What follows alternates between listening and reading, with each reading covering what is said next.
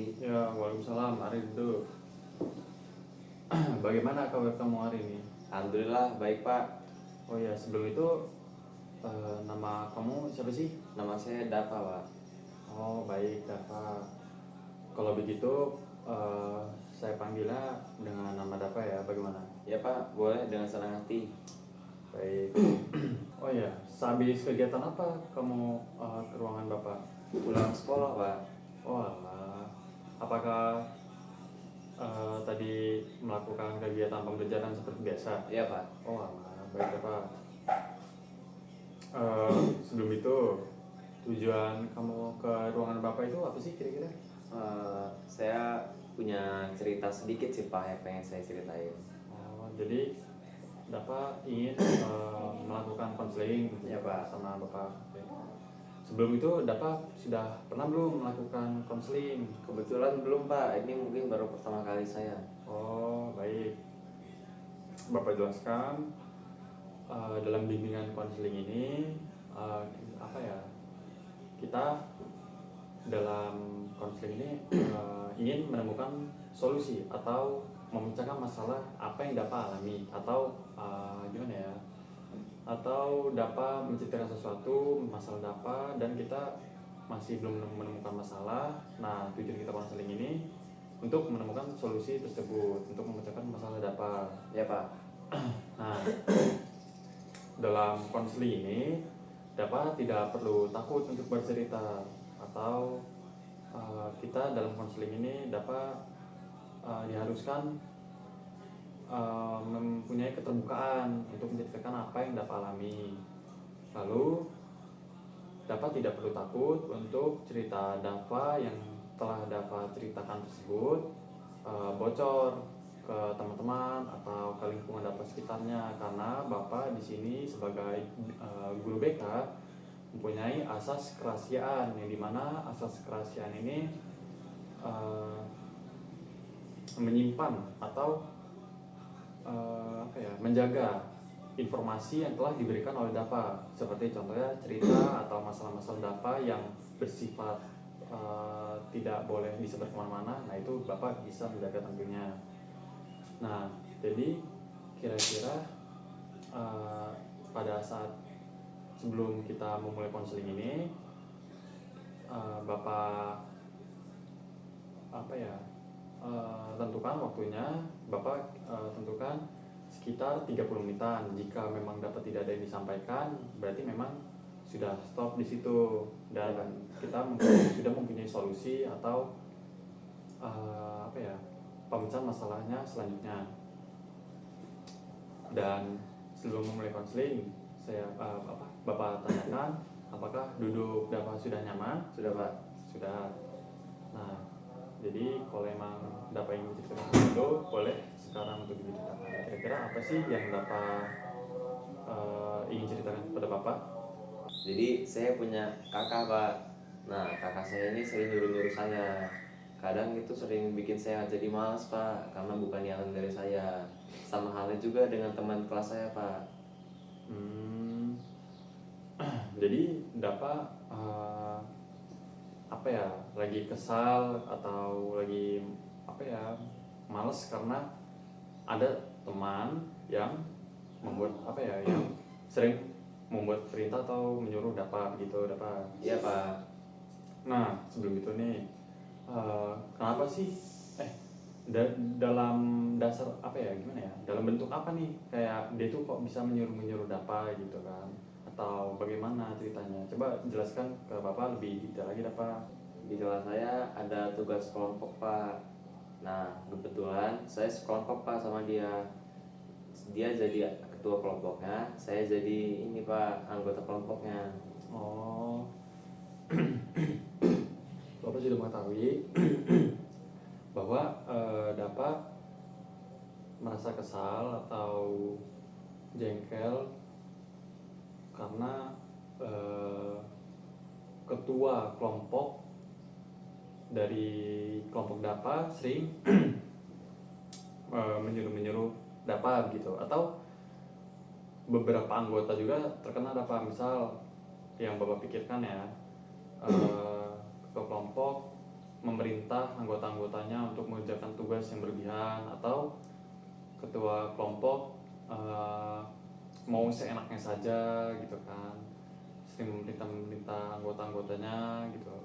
Jadi dia merasa menjadi atasan dan tidak ada yang berani memberontaknya gitu kan. Nah, jadi coba jelaskan lagi, kenapa sih, apa yang membuat Dapa itu merasa males gitu kan dalam kelompok itu. Jadi gini Pak, ketua kelompok saya ini kan harusnya membagi tugas sama rata Pak. Nah tapi dia malah ngeberatin ke saya sendiri Pak. Jadi kayak tugas-tugas satu kelompok ini ngeberatinnya ke saya doang, bukan dibagi rata Pak. Oh, berarti tidak seluruh anggota terkena, tetapi Dapa yang lebih berat. Ya Pak. Ketua kelompok sering menyalahkan tugas-tugasnya ke anggota-anggota kelompoknya gitu kan, dibanding dia misal ketua kelompoknya, kalian sudah dibagi tugas kelompok, tetapi tugas kelompok tersebut dikerjakan oleh hanya beberapa anggota saja gitu ya Pak. Oke, baik. Penyebabnya apa sih kira-kira, menurut Dapa itu kok bisa dia bisa nyuruh-nyuruh Dapa gitu? Kenapa sih dia?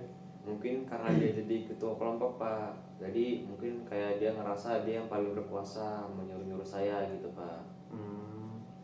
Nah, dalam bentuk perintah atau suruhan yang telah diberikan dari ketua kelompok, apa yang Dapa rasakan pada saat mengerjakan tugas itu kayak lebih berat dari anggota-anggota lain atau ketua kelompok Dapa sendiri gitu? Saya males Pak ngerjainnya. Dan kenapa sih Dapa bisa males gitu?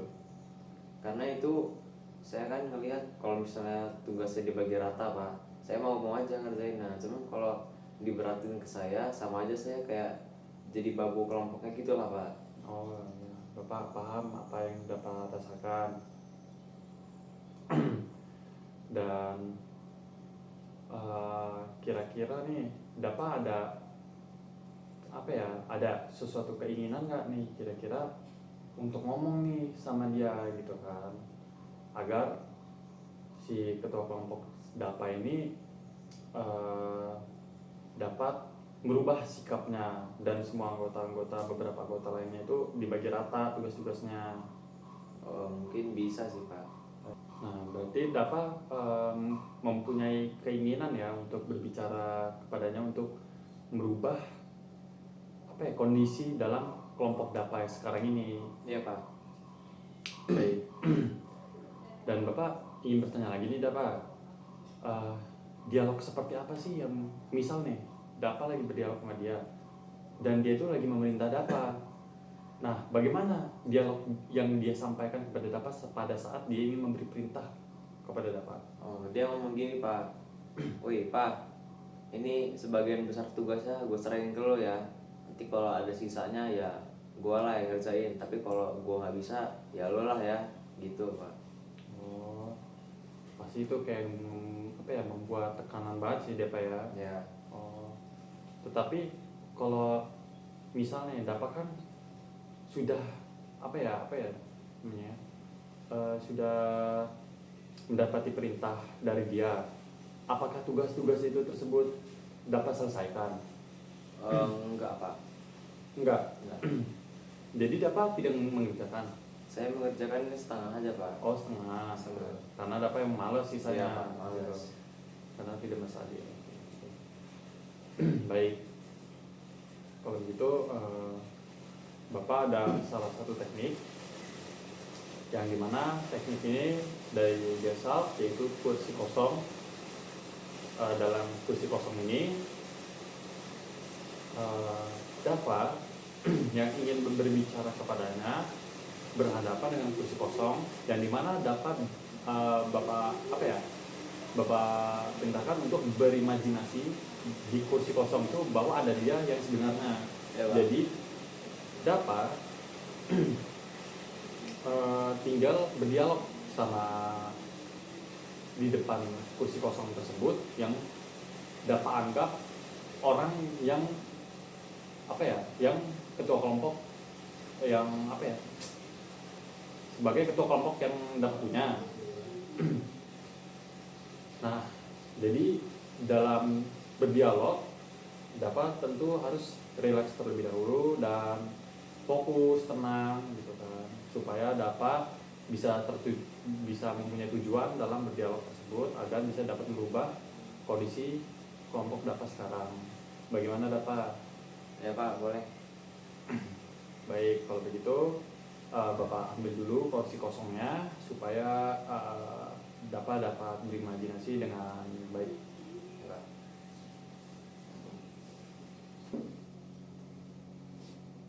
Nah, ini kursinya. Baik. Kursinya sudah Bapak sediakan. Nah, sebelum kita dapat berimajinasi untuk berdialog kepadanya, nah kita butuh relax dulu nih dapatnya. Coba tarik nafas yang dalam dikit, buang. Ya, Pak. Dan coba dapat tangannya begini, genggam, terus tarik nafas, lepas. Nah, oke, baik Pak. Apakah sudah merasa lebih relax dari Sudah, Pak. tegang? Ya, Pak. Nah, coba dapat lebih fokus lagi atau memikirkan tujuan apa yang dapat ingin sampaikan kepada ketua kelompok dapat. Ya, Pak. Kalau sudah dapat tentukan dan sudah siap, boleh dapat berdialog. Jadi gini Hud, kita ini kan satu kelompok. Nah, gue sebagai anggota mau komplain ke lo, kenapa sih yang diberatin di anggotanya kayak tugasnya gak dibagi sama rata gitu. Kan lo harusnya sebagai ketua berpikir lah gitu, biar kita sama-sama enak dalam kelompok gitu kan. Tapi malah lo beratin ke satu orang. Nah, gue pengen kita tugasnya dibagi rata biar lebih maksimal dalam menyelesaikan tugas ini, biar kita bisa sama-sama dapat nilai yang bagus Hud. Gitu. Udah Pak?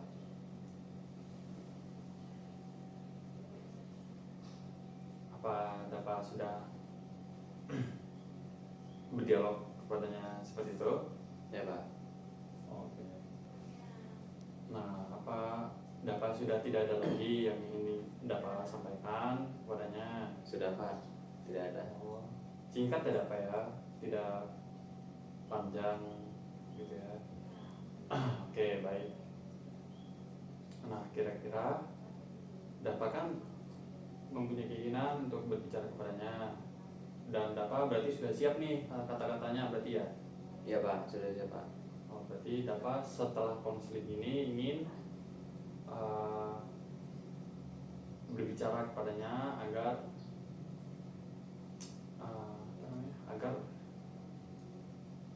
kelompok apa ya, kondisi kelompok dapat sekarang dapat membaik. Ya Pak. Baik. Nah, kalau sudah seperti ini berarti tugas dapat di luar sesi konseling ini tentu mempunyai tugas, yaitu berbicara kepadanya agar merubah dari apa ya, kondisi kelompok dapat nantinya. Nah, dari dialog tadi dapat apa sih yang dapat rasain?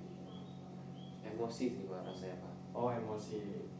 Nah, setelah berdialog nih kepadanya, apa yang dapat rasakan? Pak, mungkin kalau udah berdialog sama dia, mungkin saya udah ngerasa lega gitu Pak, udah bisa ngungkapin apa yang saya ingin omongin. Oke, baik dia dapat. Bagus kalau seperti itu ya, dapat ingin mempunyai tujuan yang baik. Nah, apakah dapat masih ada menyampaikan sesuatu lagi nih dapat? Tidak ada Pak.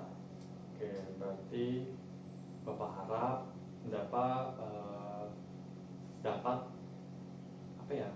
Dapat berhasil dalam rencana yang akan dapat lakukan setelah konseling ini kepada Bapak. Nah, jika Bapak ingin melakukan konseling lagi kepada Bapak atau membutuh bantuan lagi kepada Bapak bimbingan, Bapak bersedia untuk waktu kapan saja untuk Bapak, karena Bapak di sini sebagai guru BK. Lalu kalau sudah misal tidak ada yang ingin Bapak sampaikan lagi, nah Bapak berarti sudah dapat rencana ya Bapak ya.